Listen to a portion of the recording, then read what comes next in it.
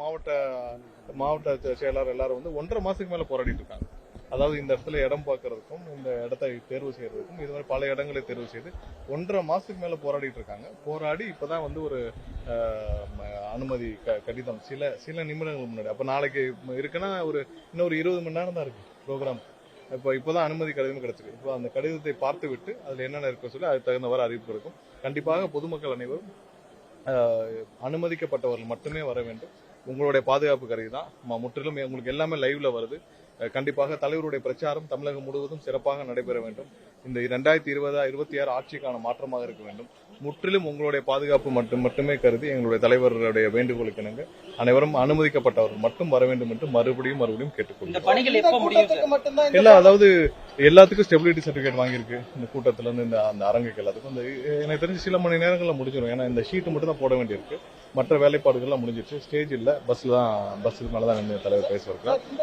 இந்த கூட்டத்துக்கு மட்டும் தான் இந்த மாதிரி அழைக்கழிப்பு இருக்குதா இல்ல ஒவ்வொரு கூட்டத்துக்கும்? எல்லா கூட்டத்திற்கும் நாங்க வந்து கிட்டத்தட்ட எல்லா மாவட்டங்களையும் கொடுத்துருக்கோம். எங்கெங்கெல்லாம் இடம் பார்க்கப்பட்டோ எல்லா மாவட்டங்களும் இதே தான். ஒரு கூட்டத்திற்கு எங்களுடைய மாவட்ட செயலாளர்கள் எல்லாம் வந்து 1.5 மாசம் 2 மாசம் டிஸ்ட்ரிக்ட் எஸ்பி ஆபீஸ்க்கும் அங்க உள்ள ஸ்டெபிலிட்டி சர்டிபிகேட்ஸ் மற்றதுக்கும் வந்து 1.5 மாசம் இந்த வேலையை மட்டும் முழுசா பார்த்தாதான் ஒரு அப்ரூவல் வாங்க முடியும்.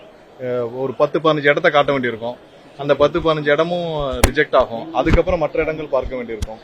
அப்புறம் அப்ரூவல் வரணும். அதுக்கப்புறம் ஏற்பாடுகள் குறித்து டிஸ்கஷன் பண்ணணும். அப்புறம் தேதி முடிவு செய்யப்படும். தேதிக்கு நாங்கள் ஒரு தேதி கொடுத்தால் அடுத்த நாளே வந்து அது முதல்வருக்கு அந்த தேதி கொடுக்கப்பட்டிருக்குன்னு வரும். சோ அதனால ஒவ்வொரு நாளும் வந்து ஒரு கூட்டம் நடத்துறதே ஒரு இடத்துல நடத்துறது 1.5 மாசம் எங்க மாவட்ட செயலாளர் முழு நேரம் 24 மணி நேரம் இந்த வேலையை பார்த்தாதான் எங்களுக்கு அனுமதி கிடைக்கிற மாதிரியான சூழ்நிலை தான் இப்போதைக்கு தமிழகத்தில். அதாவது இதேதான் எல்லா இடத்துலயும் இதேதான் நடந்துச்சு. 2 இடத்துல, அதாவது சேலத்துல இதே நடந்துச்சு, வேலூர்ல இதே நடந்துச்சு.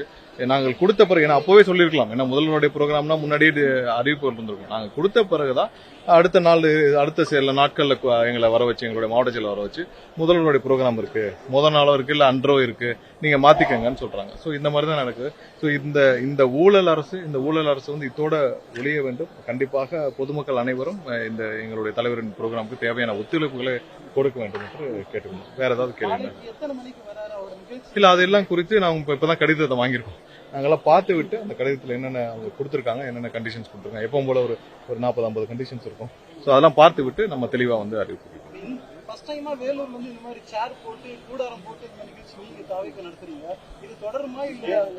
இல்ல எல்லா இடத்துலயும் எவ்வளவு தூரம் எங்களுக்கு நடத்த முடியுதோ அந்த மாதிரியான எல்லாமே பெரும்பாலான இடத்துல இதே மாதிரியான முயற்சிகள் நடந்துட்டு இருக்கு. கண்டிப்பா எங்களுடைய முன்னுரிமை பொதுமக்களுடைய பாதுகாப்பு தான். அதுக்கு நடத்தணும்.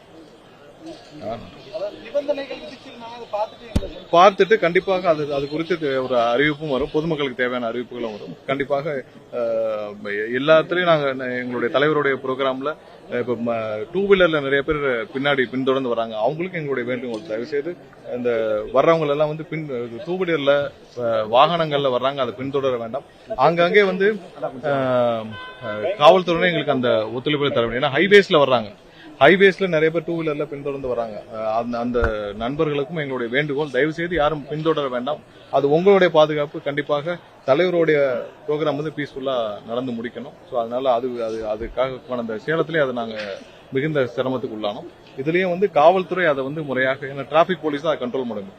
NH ரோட்ல நாங்க போய் பேரிகேட் போட்டு நிப்பாட்ட முடியாது, இல்ல டோல்கேட்ல நாங்க போய் பேரிகேட் போட்டு நிப்பாட்ட முடியாது. சோ NH ரோட்ல நாங்க போய் எங்களுடைய வாலண்டியர்ஸை வச்சு ஒரு பேரிகேட்டை போட்டு தடுத்து நிறுத்த முடியாது.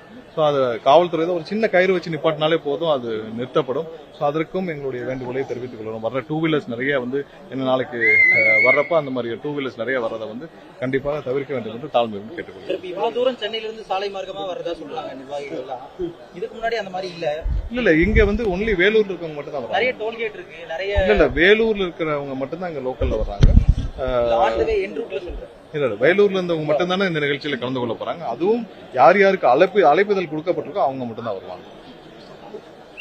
வேற இல்ல அது இல்லாம எங்களுடைய மாவட்ட நிர்வாகம் வாரியாக அங்கங்க வந்து ஒவ்வொரு கிராமத்திலயும் யாரோ அவங்க மூலியமா கொடுத்துட்டு இருக்காங்க. அதெல்லாம் வேலிடேட் பண்ணி தான் உள்ள அனுப்பப்படும். அதையும் வந்து தாண்டி யாரும் இங்க அழைப்புதல் இல்லாமல் வர வேண்டாம்னு கேட்டுக்கொள்கிறேன். சரி, நன்றி.